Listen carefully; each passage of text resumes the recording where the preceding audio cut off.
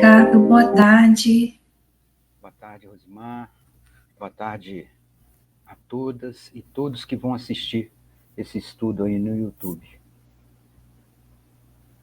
Então, nós convidamos a todos também a orarem conosco. Nós agradecemos a Deus por essa oportunidade, pela presença amiga dos Espíritos de Luz que coordenam os trabalhos de estudos na nossa casa. Agradecemos a Maria, nossa Mãe Santíssima, pelo amparo e a proteção sempre. Rogamos por todos aqueles que sofrem, por todos aqueles que estamos aqui com o propósito de nos melhorarmos, que as bênçãos do mundo maior possam envolver a cada lar, a cada família, a cada um aqui, sintonizado, conectado a esse momento de estudo. E que possamos, cada vez mais, transformar os nossos lares através dos pensamentos, dos sentimentos, dos comportamentos, em pontos de luz do trabalho no bem. Muito obrigada, meu Deus, por mais essa oportunidade. Que Leon Denis possa nos intuir nos estudos desta tarde. Que assim seja. Que assim seja. Então, nós vamos dar continuidade ao estudo da obra O Porquê da Vida, do nosso querido Leon Denis. Nós já terminamos os capítulos que são propriamente do livro, e nós iniciamos semana passada a leitura das cartas, que foram incluídas aqui, as cartas de Lavater, endereçadas à rainha, a Maria, né, da Rússia. E a gente está na carta primeira, nós estamos, né, começamos só a leitura, e a gente deixou para terminar essa semana para poder ficar mais tranquilo também, porque os temas que ele vai tratar aqui são temas que pedem um pouquinho mais de tempo para a gente conversar. Conforme a gente já tinha falado nos outros estudos, as cartas, elas vão corroborar com todos os estudos que Allan Kardec fez. E o mais interessante, né, é que elas são datadas de 1796, então muito antes da própria codificação. Então, por isso que a gente está trazendo elas aqui, mas os temas, eles foram já tratados aqui também nos estudos anteriores. Quem ainda não assistiu, quem está chegando aí pela primeira vez, nós já temos o estudo do livro Giovana, que é o primeiro livro de Leon Denis, e os capítulos do livro Porquê da Vida, que a gente está dando continuidade hoje aqui aos estudos desse livro. É só digitar na nossa playlist Leon Denis, que vai encontrar os estudos anteriores. Então, vou começar a leitura aqui, Ricardo. Qualquer coisa você pode me interromper se você quiser comentar alguma coisa. Ligados estamos à matéria, e é pelos órgãos desta que a alma recebe as percepções e o entendimento. A diferença na construção dos telescópios, dos microscópios e dos óculos comuns faz que os objetos que por meio deles vemos nos apareçam sob formas diferentes. Nossos sentidos são os telescópios, os microscópios e os óculos necessários à nossa vida material. Penso que o mundo visível deve ser perfeitamente penetrável para a alma separada do corpo, assim como ele o é durante o sono, ou, por outra, o mundo em que a alma estava durante sua existência corpórea deve aparecer-lhe sob outro aspecto, quando ela se desmaterializa. Se durante algum tempo a alma pudesse estar sem corpo, o mundo material não existiria para ela. Se, porém, imediatamente depois de haver deixado o corpo, ela se reveste de um corpo espiritual, extraído do seu corpo material, o que me parece muito verossímil, o novo corpo dar-lhe-á forçosamente uma diferente percepção das coisas. Aqui tem um comentário, né? Uma nota aqui, né? Eu vou ler para vocês. Deixa eu só ver aqui. Falando desse corpo espiritual que ele cita aqui, né? Este corpo espiritual é o que foi designado no Livro dos Espíritos por perispírito, e como tal conserva as aparências que a alma tinha na sua vida material. O perispírito é conservado sempre com a alma, e lhe serve de veículo com todas as suas encarnações.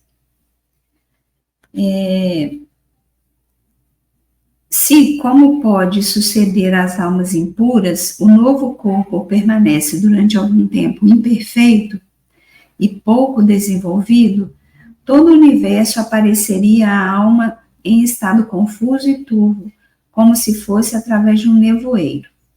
Aí tem mais um comentário aqui, que é referente a esse novo corpo, que ele diz aqui, né? Se ele permanecesse imperfeito. Então, o comentário é: esse estado constitui a perturbação para a alma, porém é provisório, pois desde que a alma se depura ou progride, o perispírito se refaz e deixa ver as coisas de um modo mais claro. Vamos dar uma comentada, Rosimar? Pode ser. Uhum. Muita coisa para falar, não tem? É verdade. Quer falar você? Pode iniciar, depois eu vou complementando. Parece até repetitivo, mas é interessantíssimo a gente ver, né, o Lavater, aportuguesado que eu estou falando, Lavater, eu não sei como é que fala, como é que pronuncia. A noção que ele tem intuitivamente é assim é uma mediunidade bem ostensiva, porque ele, nas análises dele, ele coloca tudo que o Kardec levou um tempão para estudar, né? A gente sabe que o Kardec é um cientista, né? É um cara que fez a codificação de uma forma assim exemplar, né? Um estudioso nato. A gente não tem o que falar do Kardec. E só engrandecer ele e agradecer ele por tudo que ele fez pela gente aí e deixar isso tudo pra gente. Mas o Lavater é impressionante. São 61 anos o período de 1796 a 1857, quando foi publicado o Livro dos Espíritos. Quer dizer, 61 anos é bastante tempo, mais do que meio século, né? O que ele já tinha nas cartas que ele escreveu, aquilo que ele pensava, porque ele era um filósofo, né, suíço, ele já tinha tudo. Ele está falando aqui, deixa eu só abrir aqui. Ele está falando em perispírito, ele está falando em mundo espiritual e mundo material, ele está falando na penetração desses mundos, tanto do material para o espiritual, que ele fala aí também na emancipação da alma, na hora do sono, dos sonhos. Ele fala do progresso espiritual, aquele que pode andar com liberdade nos dois mundos, e aqueles que não podem, aquele espírito que já é mais evoluído, que tem um perispírito mais sensível, que sente mais, que vê tudo mais claro, aquele que ainda está muito perturbado, que parece um nevoeiro a visão dos mundos para ele. Então, assim, eu fiquei impressionado com isso tudo que o Lavater escreveu nessas cartas dele aí.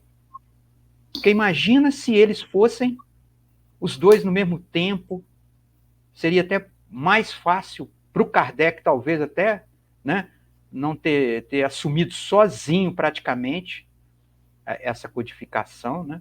Poderia ter uma ajuda, assim, já pensou se o Lavater e o Kardec se juntassem para fazer esse estudo? Seria, né, uma coisa muito...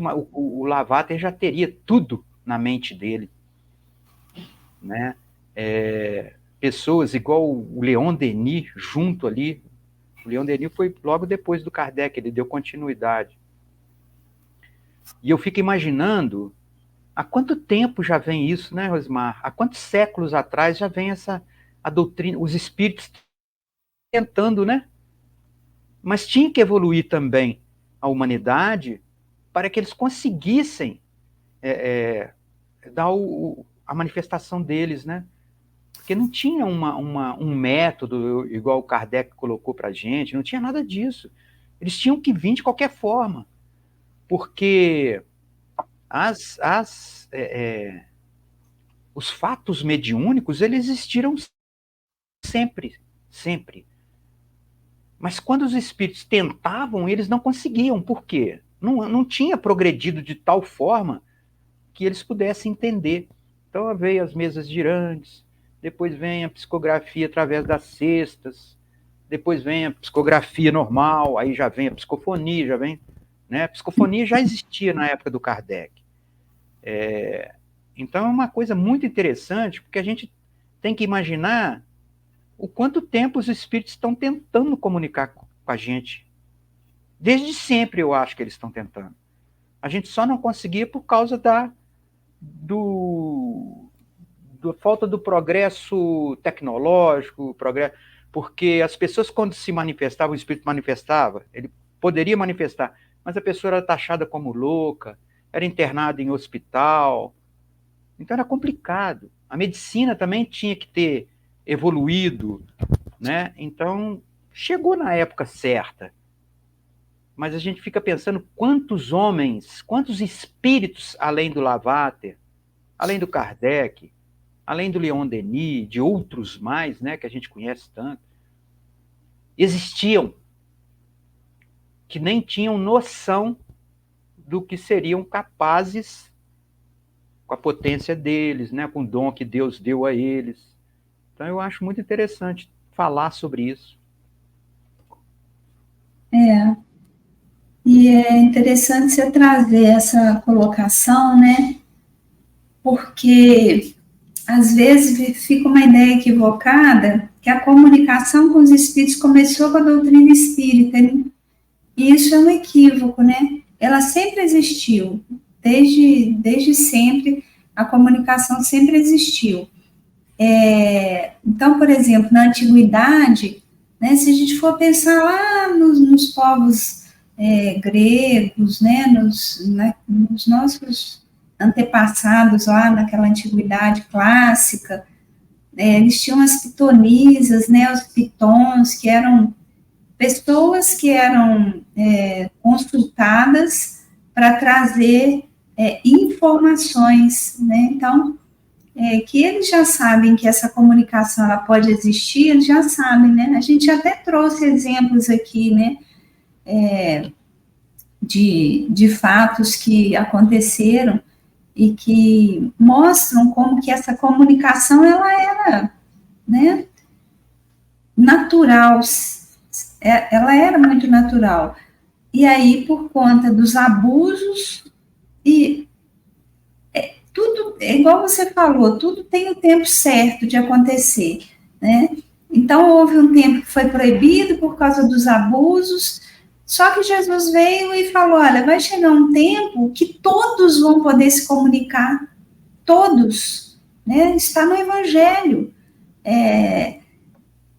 E por que todos vão poder se comunicar? Porque a humanidade vai ter amadurecido e vai entender que, por exemplo, a mediunidade, ela é um meio também de evolução. Ela é um recurso que Deus disponibiliza para o espírito, né? A mediunidade, ela é física, né?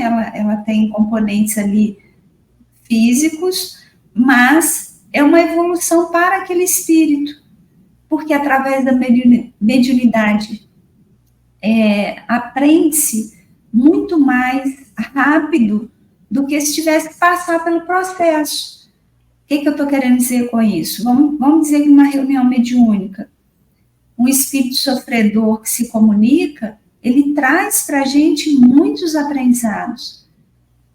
Então, o maior exemplo que a gente tem de aprendizado através dessas comunicações, o próprio livro Nosso Lar, né? Hoje em dia, não dá mais, principalmente para quem está no espiritismo, dizer que não sabia de certas coisas. Eu não sabia que fumar me transformava num suicida, né? Que na época eles falavam suicídio indireto, mas hoje em dia a gente sabe que né, não tem mais como não saber dessas coisas. A própria ciência vai trazendo esses conhecimentos. Mas é bacana que ele traz realmente muitas coisas aqui, né? Que eram coisas também já conhecidas, né? Esse nome perispírito, ele foi dado por Kardec, mas desde os tempos mais remotos, que já sabia que se tinha um corpo espiritual, que não era só o corpo físico. Né? Acreditar na vida após a morte faz parte das crenças de todas as religiões, praticamente. Todas elas têm como base a crença na vida após a morte. Como que cada uma lida com isso que é diferente. Então, para o católico, ele vai acreditar numa ressurreição, mas ele não vai acreditar, não sei se a palavra é acreditar, mas ele ainda não vai ter esse entendimento da reencarnação. Né? Então, e assim cada um vai entendendo de uma forma, mas os conceitos, eles só foram trazidos de uma forma mais simples por Kardec. Então, assim, o que ele fez? Né? Kardec compilou os conhecimentos e desses conhecimentos ele trouxe a realidade do Evangelho de uma forma mais simples. Porque Kardec, a doutrina espírita, ela não traz nada de inovador. Então agora a gente tem conhecimento de uma coisa que a gente não tinha. Não. A gente segue o Evangelho, então tudo que está na doutrina é o que está no Evangelho. Só que de uma forma mais explicada, mais detalhada, né? Então, assim, o que Kardec fez? Ele começou a trazer as informações. Mas como é que é, então, que se vive no mundo espiritual? Se não tem mais o corpo, o que é que fica? Então, ele foi esmiuçando isso, que é o que o autor das cartas aqui vai trazendo.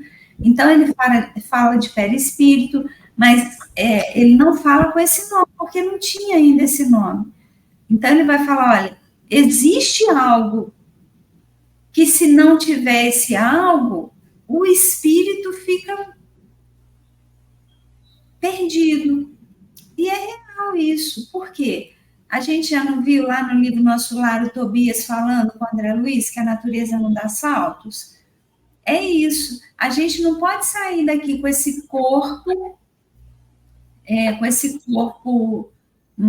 material e chegar só com o espírito no mundo espiritual. Nós somos espírito, né? A gente não pode chegar só com essa essência. Porque senão era como se a gente tivesse uma ruptura muito grande, sair do material e ir para o espiritual só, né? Então, o que a gente diz? Que esse mundo espiritual que a gente conhece, que é esse mundo que permeia a Terra, que, por exemplo, a gente fica doido, né, quando a gente ouve os relatos lá do André Luiz com relação ao Nosso Lar. Nossa, é um mundo espiritual perfeito. Não, é um mundo semimaterial. Por quê? Porque ali vão estar os espíritos ainda ligados à matéria. Então, eles precisam de ter casa, de ter roupa, e de ter esse corpo que ele fala aqui, que é um corpo perispiritual, que geralmente vai ocupar a forma da última encarnação. porque é a forma que fica mais tranquila para esse espírito se mostrar, né, nessa nova dimensão.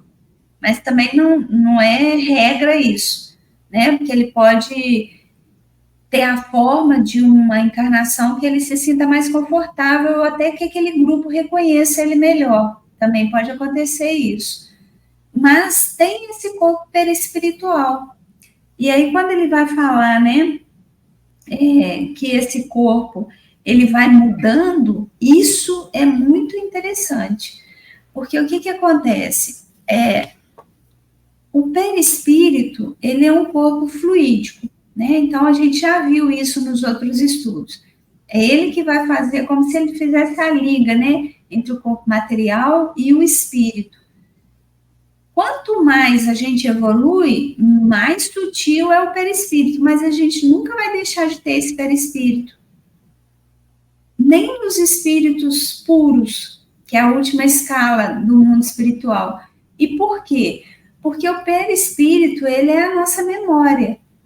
Ele é a memória das nossas existências. Então, assim, a gente não vai ter um perispírito como tem aqui na Terra.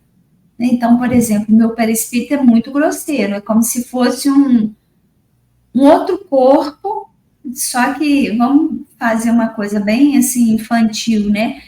Que eu conseguisse atravessar a minha mão nele, mas ele é denso, né? Ele está ali. O perispírito de um Cristo, por exemplo, não dá nem para mensurar, né? Não dá para medir, não dá para dizer. A gente talvez não tenha condição de entender o que é o perispírito de um Cristo, né? De um espírito crístico já. Então, é interessante mesmo essas coisas que ele traz aqui. Que não são novidades, mas são a base do espiritismo. Não são novidades, mas para a época, né? Era uma coisa assim. Tipo assim, quem não era filósofo e não entendia, ia falar, tá sem noção. Isso que ele está falando aí.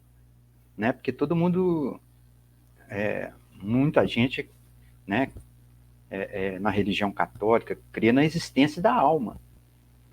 Mas ele coloca de tal forma que ele descreve o perispírito, ou talvez o espírito, que o Kardec, na codificação, ele modificou. Ele mostrou que tem o espírito e que tem o perispírito, né? Que o perispírito vai ficar ali com as nossas memórias, coisa e tal. O Lavater, na época, ele tinha noção dessa alma que não era bem assim, vai para o céu, vai para o inferno, vai para o purgatório. Ele já via que ela tinha que purificar, não era simplesmente ir, né, com as penas punitivas, não era bem assim. Então, a noção dele era perfeita, era de uma pessoa bem dotada, né? Se a gente for olhar, né, a gente sempre teve espíritos reencarnando para trazer para a gente uma noção, né, mais clara. Só que às vezes a gente é tão rebelde, né, que até hoje ainda tem gente questionando algumas coisas, né? Mas às vezes é por conta da nossa rebeldia. Se a gente for ler a história, por exemplo, de Sócrates, né, que veio antes do Cristo, ele já tinha essa noção, né? O que vocês vão me tirar? Vão me tirar a vida? Qual vida? Né? Ele já tinha uma percepção muito grande de que tinha algo mais, né? Então, assim, e você está trazendo essa questão dos filósofos, né? Mas o filósofo, ele é aquele que questiona, né? E muitos são contrários a essa ideia, né?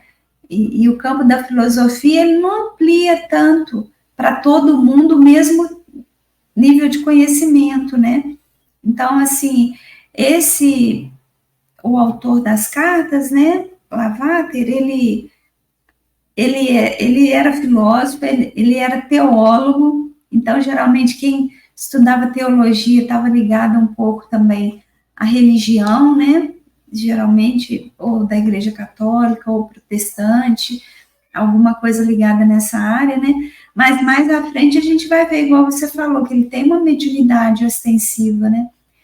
E isso é mais uma prova, né, de que nas outras crenças também, não só no Espiritismo, a gente tem essas visões, né? Quantos santos da Igreja Católica que eles tinham comunicações, né, espirituais. Isso está relatado na própria biografia deles, né? Então, isso não é um fenômeno espírita, né, do movimento espírita, da doutrina espírita, mas é algo inerente ao ser humano. Qualquer um pode ter esse tipo de comunicação, né, de experiência. E eu volto a dizer, né, Jesus foi muito enfático quando ele disse, né, todos vão poder se comunicar posteriormente, né? Vai chegar um tempo em que isso vai ser uma coisa natural, né? Então, acho que é importante a gente lembrar isso. É verdade, é tão natural que a gente fica pensando o seguinte: os índios, né? Geralmente eles têm lá um cacique, alguma coisa do tipo, que é o conselheiro, que é o curandeiro, que é tudo. Agora, você me Um pajé. um pajé. Aquele que domina, né, essa questão espiritual é o pajé. Essa questão espiritual, não só a comunicação, porque você pensa bem, o pajé, ele não sai e pega um monte de índiozinhos e vão lá, ele vai misturar uma erva e vai fazer um chá e testar em todo mundo para ver o que aquilo é bom. Não. Ele é dirigido àquilo ali, aquele tipo de erva. Seria uma homeopatia, vamos dizer assim, para tratamento das curas. Então ele é um médium. Ele é um médium. Ele se comunica com o espírito. Né? Eu estou falando assim, para o espiritismo, ele é um médium que se comunica, que recebe intuição, que recebe direção. A mesma coisa eu penso das bruxas, que foram taxadas como perigosas, como malfeitoras. Claro, em toda classe tem esse tipo de gente. Uns vão para o bem e outros tendem para o mal, mas elas curavam. Esse nome, ele foi dado de forma pejorativa, né? Não é o nome, né? A gente não chama. Elas foram chamadas assim, você lembrou muito bem, por conta desses movimentos que elas faziam, né? Como eles não queriam aceitar, então são bruxas, né? Mas não, elas eram médiuns, realmente, você está certo. E a sociedade vem e taxa essas pessoas como do mal, igual nós estamos estudando o livro dos médiuns, né? Alguém querendo falar que se espírito manifesta, é espírito do mal, não é do bem, é demônio, vamos dizer assim. Então, o povo, ele é induzido aquilo para curar e fazer alguma coisa. Tem que ter um diploma, tem que ser médico e coisa e tal. Então, quando essas pessoas chamadas de bruxa, né, de bruxas, elas curavam, e tinha gente que não poderia ir num médico, começou essa coisa daquela época que eles caçaram mesmo as bruxas. Aquela caça que a gente... caça as bruxas mesmo. E tudo tem a ver com essa relação de poder, né? Porque, na verdade, nem a igreja, nem aquelas pessoas que dominavam, eles queriam perder esse poder, né? É bacana quando a gente vai estudando a história, a gente vai entendendo, né? Que hoje a gente não precisa mais ficar à mercê do conhecimento que os outros trazem para a gente. A gente mesmo pode buscar o conhecimento. Então, se a gente quer entender como é que se dão as comunicações. A gente vai lá na codificação, tá tudo lá explicadinho, de forma simples, né? Tranquila. A gente lê essas obras aqui, Leon Denis, ele esmiuçou isso também, trouxe uma linguagem muito acessível para todo mundo, né? Então, não justifica mais a gente falar, né? Que alguém enganou alguém. A gente que se deixa enganar se a gente quiser, né? Mas é bacana essa questão e é bom que a gente entenda, né? Que esse conhecimento, ele vem de antes de Jesus, né? Jesus veio trazer para a gente a simplicidade através do amor. Olha, a comunicação com o mundo espiritual, ela é possível, né? E ele vai falar sobre essas questões de vida após a morte. Por isso que quando ele volta, ele fala: não me toque, que eu ainda não voltei à casa do meu pai, né? Ou seja, eu ainda estou no momento de transição. Esse corpo aqui é um corpo fluídico, não dá para você tocar nele agora, né? Então, assim, é como se tivesse até materializado ali, né? Era mais até do que o perispírito dele se apresentando, né? Estava materializado ali, né? Imagina o poder também que Madalena tinha, que é uma coisa que quase ninguém fala, né? Porque para ter aquela materialização, claro que tem todo o poder de Jesus, né? A força dele, daquele espírito ali que pode fazer o que ele quiser aqui na Terra, porque ele orientou os espíritos para construir esse planeta, né? Então ele sabe manipular os fluidos como ninguém sabe aqui, né? Mas a Madalena também contribuiu, né? Ela foi a primeira que viu ali Jesus materializado praticamente, né? Então ela também tem, né, essa força também, né? Mas por conta de ser mulher e uma série de questões na época, fica um pouco meio que desconsiderado isso, né? Mas a gente tem esse conhecimento há muito tempo já, né? Nem Kardec, nem Lavater, nem quem quer que seja, traz uma novidade, né? Tudo que está sendo dito aqui, Jesus já disse, antes dele, outros já vieram para preparar o caminho, né? Então, assim, a gente precisa também ter essa clareza, né? Que agora a gente está compreendendo melhor as coisas e a gente precisa dar um passo a mais, né? A gente precisa sair da infantilidade, porque nós não somos mais espíritos infantis. E infantis que eu digo é do primarismo, né? Espíritos ainda no início de tudo. A gente já tem que começar a aprender outras coisas aqui, né? Ficar batendo nessa tecla, será que existe espírito mesmo? Será que dá para comunicar? Nossa, será que eu vou ficar obsediado se eu conversar com a minha avó, com meu tio que já desencarnou, com quem quer que seja, né?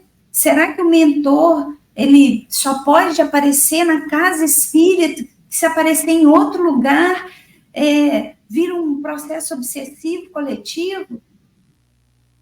Isso é infantilidade, né? A gente não está mais nesse mundo mais, né? A gente já está em mundo que precisa evoluir um pouco, né? Então, trazer aí essa consciência, né? Rosimar, e quando Jesus fala que todos vão se comunicar, né? Quando a gente fala dessas pessoas que são curandeiros, né? Pajé, as bruxas, né? As alquimistas, vamos falar assim, e etc, etc, é muito mais natural do que a gente imagina, porque é assim, é a comunicação por intuição, né? A pessoa entra naquele transe, se prepara para aquilo, para fazer um remédio, para fazer, ela consegue. É isso que Jesus vem falar, é natural, isso faz parte da natureza, da nossa natureza, da nossa natureza espiritual, né? É muito simples e a gente atrapalha, a gente consegue, eu pelo menos consigo embolar tudo. Não era para ser assim. Mas vamos caminhar, né? Uma hora a gente vai aprender direitinho a lição. Aí eu vou ler agora, acho que dá para ir até o final, mas qualquer coisa você me para aí se você quiser comentar mais alguma coisa. Se, porém, o corpo espiritual, o condutor, o intermediário de suas novas impressões, for ou vier a ser mais aperfeiçoado ou mais bem organizado, o mundo da alma lhe aparecerá mais belo e regular, de acordo sempre com a natureza ou as qualidades de seus novos órgãos e com o grau de sua perfeição. Os órgãos se simplificam, adquirem entre si harmonia e são mais apropriados à natureza, ao caráter, às necessidades e forças da alma, à medida que esta se concentra, se enriquece e se purifica no mundo material, visando a um único objetivo e obrando num determinado sentido. A alma aperfeiçoa, em sua existência material, as qualidades do corpo espiritual, veículo com que continuará a existir depois da morte do corpo material, e pelo qual conceberá, sentirá e obrará em sua nova existência. Aí tem um comentário aqui sobre a alma aperfeiçoa a sua existência material. Essa nova existência, é um comentário, tá? Essa nova existência é a espiritual, de onde viemos e para a qual voltamos. É aí mesmo que nos preparemos para a nova encarnação, cujos principais incidentes são sempre as consequências das vidas anteriores. Eu acho que está errado aqui, acho que é E. Eles escreveram E, mas eu acho que é E. É aí mesmo que nos prepararemos para a nova encarnação. Esse novo corpo, apropriado à sua natureza íntima, fará a alma mais pura e amante, mais viva e apta às belas sensações, impressões, contemplações, ações e gozos. Tudo que se pode e tudo que, aliás, não se pode ainda dizer sobre o estado da alma depois da morte, será sempre fundado neste axioma permanente e geral. O homem colhe o que houver plantado. Aí tem um comentário. Por ocasião da morte do corpo, o espírito cai numa perturbação, espécie de letargia, cuja duração é variável. Voltando a ter consciência de si, o espírito reconhece o seu passado e então colhe o que semeou, em virtude da lei das consequências, lei inflexível à qual ninguém pode subtrair-se. Lede a obra, o céu e o inferno. Essa obra, só um comentário rápido, né? São relatos de espíritos que estão no plano espiritual, dizendo de como é que foi a vida deles aqui na Terra e como é que eles chegaram lá. Então, assim, é uma obra bem interessante, muito bacana. São depoimentos, né, Rosimar? É muito bom de ler. É muito bom. É interessantíssimo. Então, continuamos aqui a leitura. Deixa eu só ver onde que eu parei. Difícil seria encontrar um princípio mais simples, mais claro, mais abundante e próprio para ser aplicado a todos os casos possíveis. Existe uma lei geral da natureza, estreitamente ligada e mesmo identificada com o princípio que acabo de mencionar, relativamente ao estado da alma depois da morte. Uma lei que rege todos os mundos e todas as condições possíveis, tanto no mundo visível quanto no invisível, a saber, tudo que se assemelha tende a reunir-se, tudo que é idêntico se atrai reciprocamente, desde que não haja obstáculos que se oponham a essa união. Toda a doutrina sobre o estado da alma depois da morte baseia-se neste princípio. Tudo o que vulgarmente chamamos juízo prévio, compensação, felicidade suprema, condenação, pode ser explicado deste modo. Se tiveres semeado o bem em ti mesmo e nos outros, fora de ti, pertencerás à sociedade daqueles que, como tu, semearam o bem em si e fora de si. Gozarás a estima daqueles a quem te assemelhaste na maneira de fazer o bem. Cada alma separada do seu corpo, livre das prisões da matéria, se apresenta a si própria tal como é na realidade. Aí tem um comentário.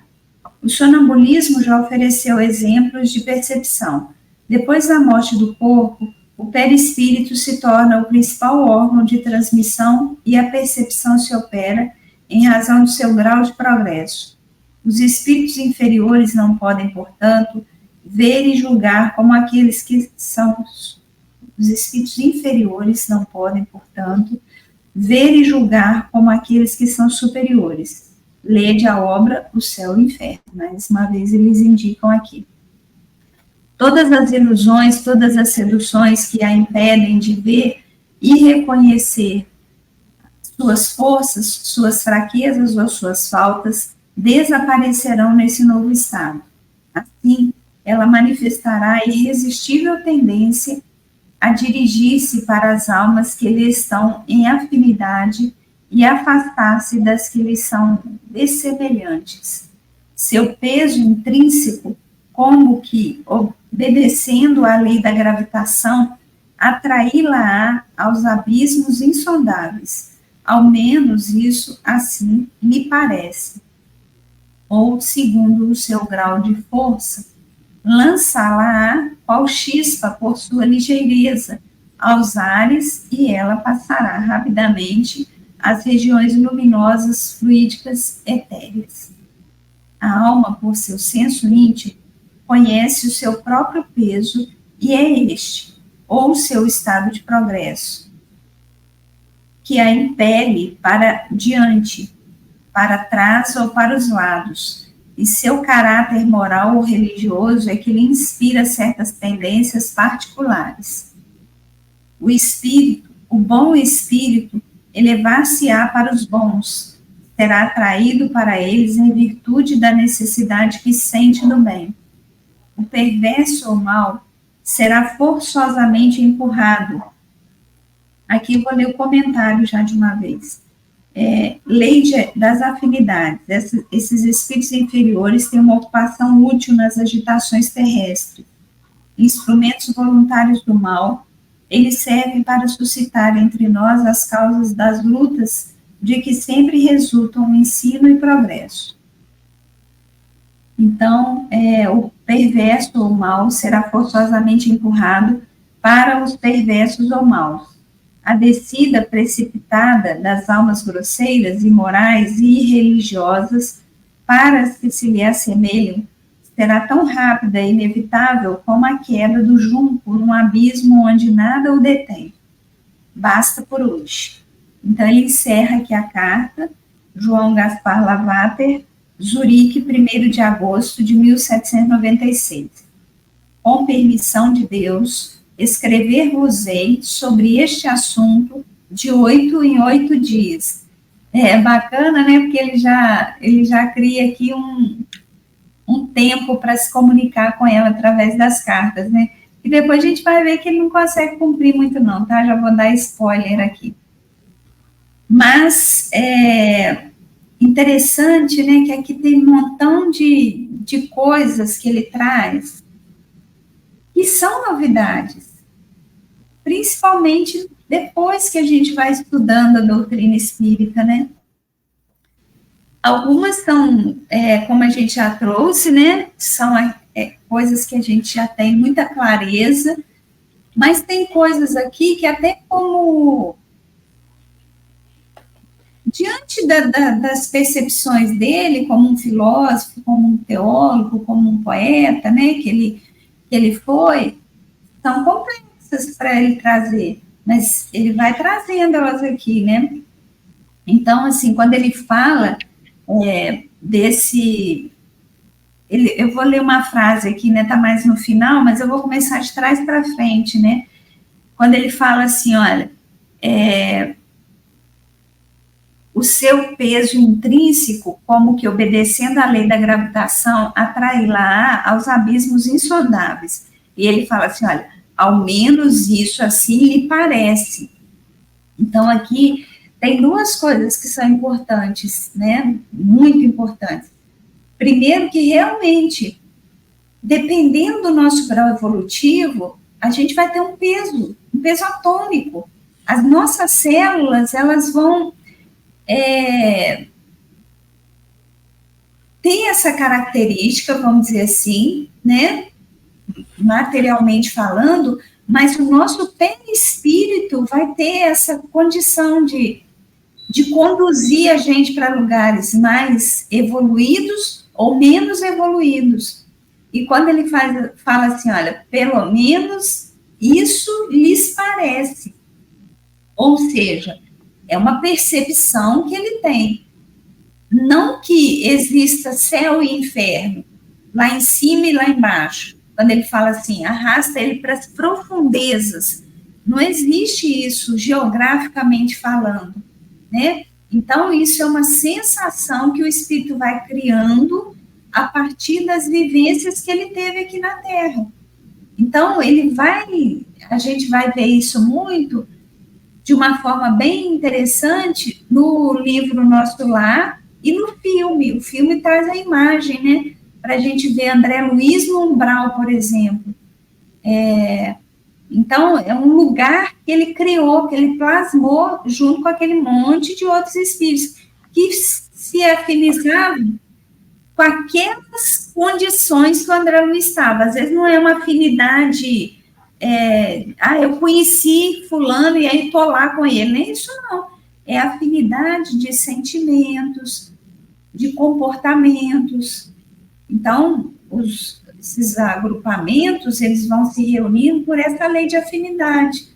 É interessante isso, né? Eles vão se aproximando ou se repelindo. A gente já viu isso também em outros estudos. É verdade. Interessante aqui, menino. Ele fala em evolução do espírito, né? Ele fala em mundos, pluralidade dos mundos. Ele fala da lei de atração, da lei de causa e efeitos. Tudo que nós lemos aqui tem aqui. Interessante, né? Quando ele fala. Se, porém, o corpo espiritual, o condutor, o intermediário de suas novas impressões, for ou vier a ser mais aperfeiçoado ou mais bem organizado, o mundo da alma lhe aparecerá mais belo e regular. Quer dizer, evolução. Evolução do espírito, cada vez mais ele vai podendo sentir mais as coisas, né? Aí ele fala assim, esse novo corpo, apropriado à sua natureza íntima, fará a alma mais pura e amante, mais viva, apta às belas sensações. Quer dizer, isso são outros mundos. A alma já está em outro mundo. Não vamos dizer assim um mundo feliz, né? Não vamos dizer um mundo puro, mas já evoluiu. Então isso aqui ele já tinha essa noção de pluralidade das existências, né? E quando ele fala, quer falar? O que você ia falar? Sobre isso que você está dizendo, né? Sobre essa questão dos mundos que são formados, né? O campo vibracional que a gente constrói, ele plasma o lugar que a gente se situa, principalmente no mundo espiritual. Então, por exemplo, o nosso lar, né? A gente vai trazer muito esse exemplo e até um convite, né, para as pessoas que quiserem conhecer mais essa questão, leiam esse livro, né? Se quiserem estudar com a gente tem um grupo de estudos. A gente já está no finalzinho do nosso lar, mas a gente vai dar sequência nas obras que vão falar dessa questão do mundo espiritual. Mas o próprio nosso lar, ele tem paisagens muito diferentes para cada um. Não é a mesma paisagem para todo mundo. Não é como aqui na Terra. Se é que a gente pode dizer isso também, tá? É uma coisa que eu vou deixar aqui, uma reflexão para a gente fazer. Mas aqui na Terra, por exemplo, né, as pessoas vêm nos visitar aqui em Juiz de Fora. A cidade é essa. Então, quem quer que chegue aqui vai ver a cidade de Juiz de Fora como ela é, com seus prédios, com as suas avenidas, com a sua natureza, né? Então é isso. Mas todos vão ter mais ou menos a mesma visão. E eu não sei bem se eu vou concordar com isso que eu estou dizendo, não, que eu acho que eu vou discordar um pouco, né? Porque, na verdade, pode muita gente chegar aqui e falar, nossa, que cidade fria, que cidade úmida, ou que cidade, não sei, né? Dependendo de como que a pessoa esteja emocionalmente, se ela tiver numa vibração muito soturna, né? Ela pode ver uma cidade soturna. E outras pessoas vão falar, gente, que cidade deliciosa, né? Uma cidade que parece que é aquela cidade bem do interior, mas com seu progresso, com seus prédios, com a sua evolução, que cidade bacana, quero até viver aqui, né? Então, assim, até nisso eu vou discordar com o que eu falei, né? Porque a gente também aqui vai criando as imagens que a gente quer. Então, por isso que a gente precisa também aprender a ter um olhar mais amoroso, porque é isso que a gente vai plasmar no mundo espiritual. Então, lá, realmente, as imagens elas vão sendo construídas, os lugares vão sendo construídos, porque são plasmados, né? Não é uma construção igual as nossas cidades aqui, no mundo material. São plasmados. Então, cada um vai chegar lá, então é uma bagunça, cada um... Não é assim. Tem aquele padrão, mas eu posso estar em lugares com jardins mais floridos, com noites mais estreladas, depende, né? Então, isso vai mudando de acordo com a vibração de cada um também, né? Então, é legal trazer isso aqui, eu queria trazer isso, você falou dessa questão das regiões no mundo espiritual, né? Tem essa variação, né? E não quer dizer que é um mundo mais evoluído ou menos. O que a gente tem acesso, na verdade, são esses mundos que estão mais ou menos na nossa faixa aqui, né? Espíritos como o Chico, por exemplo, tem condição de adentrar um mundo um pouco mais evoluído, né? Ele teve essa condição, mas é muito difícil, não é qualquer um que consegue fazer isso, né? Então, a gente adentra os mundos espirituais que são mais ou menos como a Terra, né? São mundos espirituais semi-materiais. Uhum. Só dando um pouquinho de continuidade aqui, quando ele fala, né? Tudo o que se assemelha tende a reunir-se. Tudo o que é idêntico se atrai reciprocamente, desde que não haja obstáculos que se oponham a essa união, a lei de atração, a lei de afinidade, né?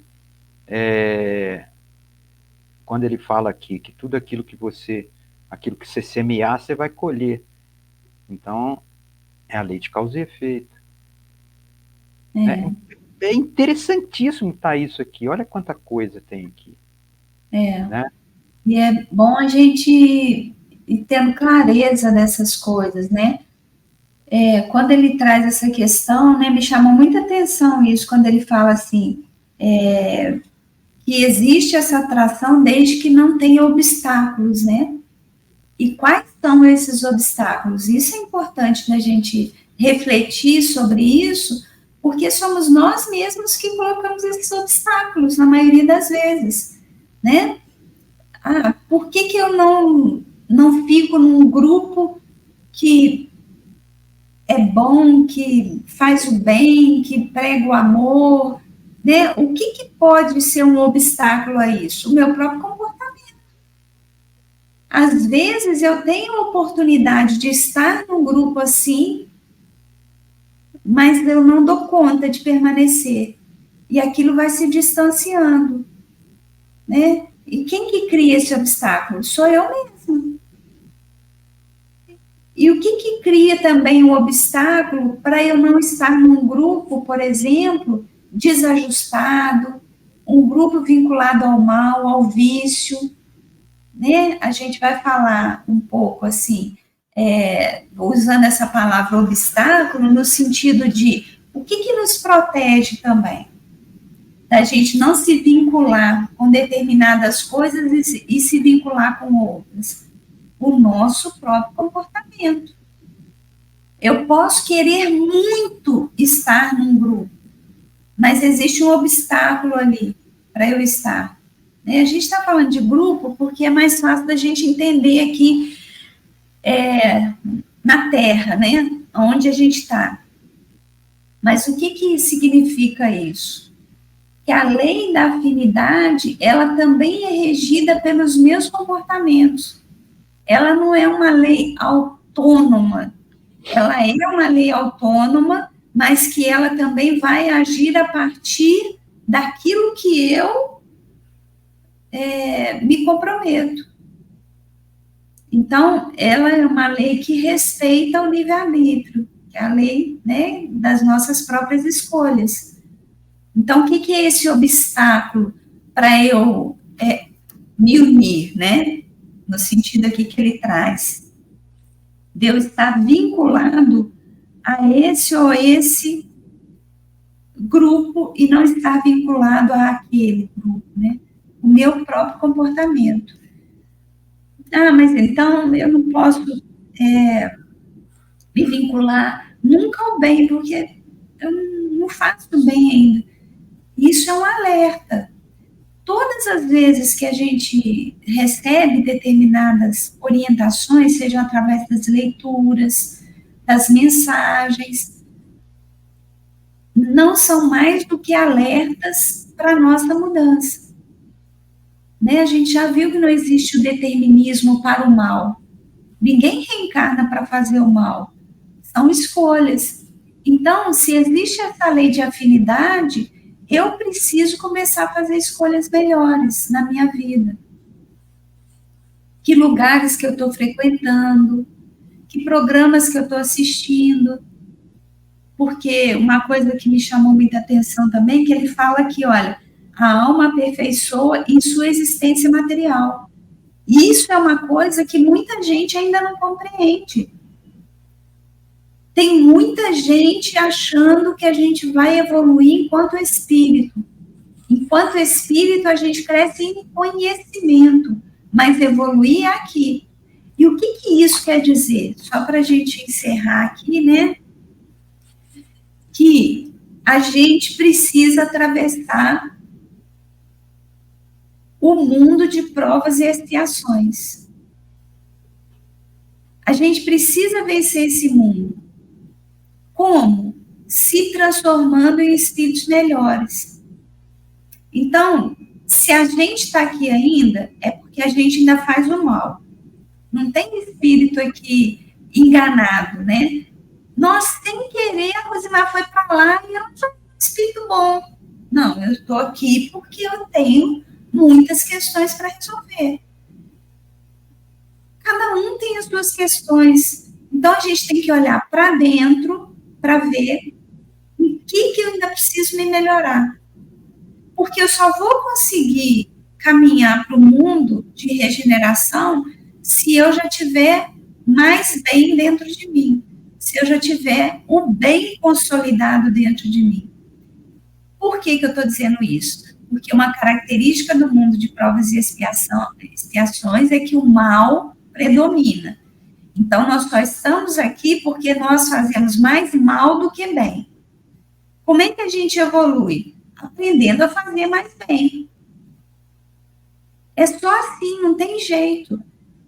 E aí, gente, e Ricardo, né? A gente precisa entender que a gente tem que começar do princípio. Só que a gente não é mais infância espiritual. Então, esse princípio não pode estar lá no primeiro degrauzinho ainda, senão nós estamos muito atrasados. Qual que é o princípio? Começar a fazer o bem para mim. Aprender a fazer o bem para si, tem que ampliar isso. Eu não posso estar fazendo a minha família sofrer.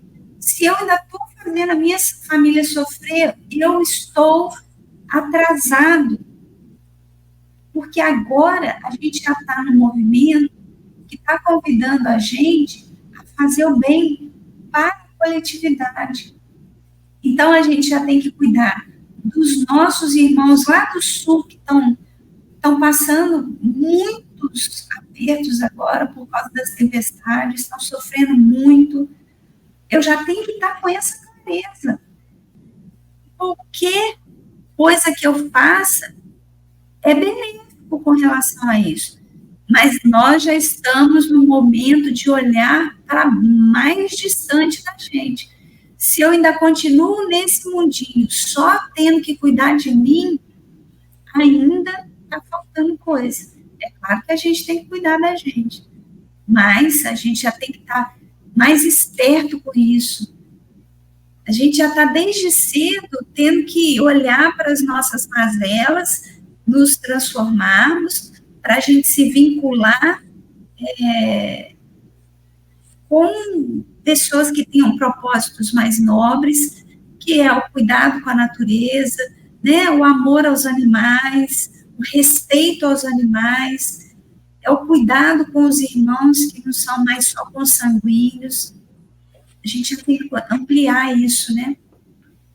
Então, acho que já deu aqui para a gente refletir bastante coisa, né? Tem muitos pontinhos aqui, depois cada um vai voltando aí, né? Vai refletindo sobre esses pontinhos que ele vai trazendo, né? Que convidam a gente a muitas mudanças, né? Então, acho que era isso que eu tinha pensado hoje. Muito bom esse Leon Denis, né? Colocar essas cartas para a gente aí depois do livro. Tá muito bom ler essas cartas, né? Muito bom o estudo, muito bom, muito bom. Podemos encerrar? Sim. Então tá. Obrigado, Deus, Jesus, Mãe Santíssima, Maria de Nazaré, pelas bênçãos. Agradecemos aos mentores deste grupo de estudo. Agradecemos aqueles espíritos que vêm conosco aqui estudar. E agradecemos principalmente ao nosso querido Leon Denis pelas suas obras, por dividir com a gente o seu conhecimento, fazendo com que o estudo dessa doutrina espírita abençoada seja prazeroso, igual foi hoje. Que nós possamos estar juntos novamente aqui na próxima quinta-feira.